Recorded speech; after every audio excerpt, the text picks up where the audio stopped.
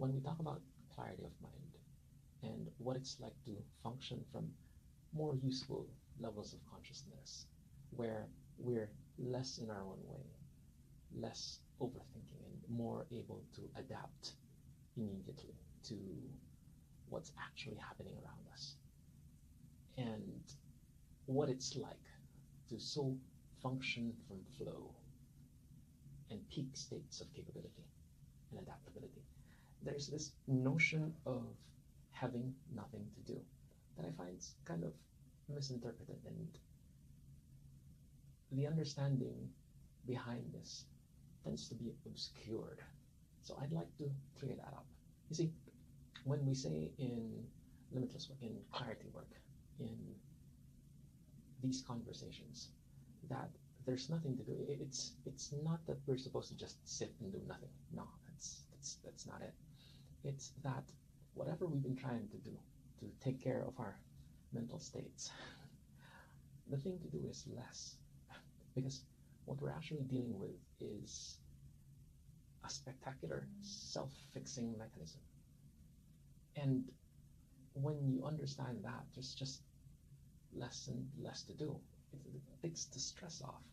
It takes the burden off from all the stuff that we used to have to do when we used to force our beliefs upon ourselves, take on new beliefs that don't sit well with us, and study all the new skills and take all these actions we don't really like doing.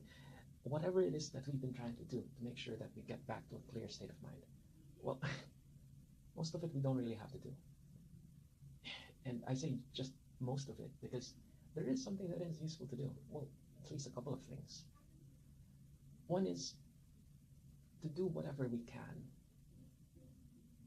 to create the space so that we have a clear head and a better experience of life. So that's one. Create the space that allows for clarity of mind. Do what it takes to have a clear head. It's just not do more. It's create the environment that allows for this more useful state of mind to arise.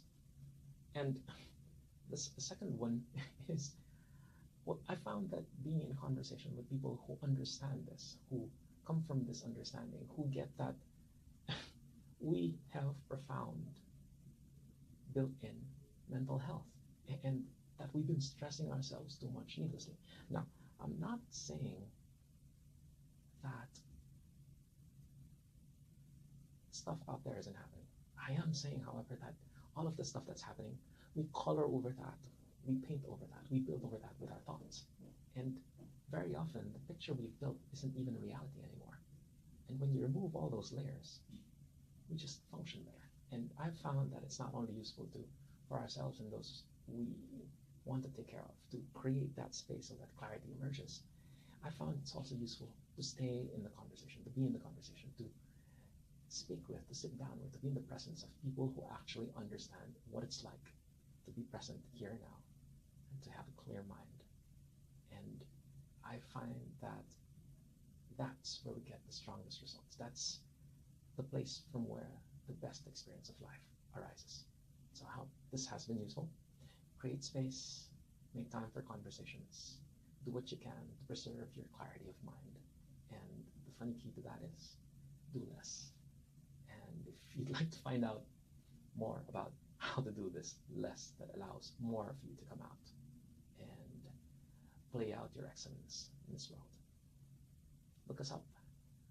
We're here for you.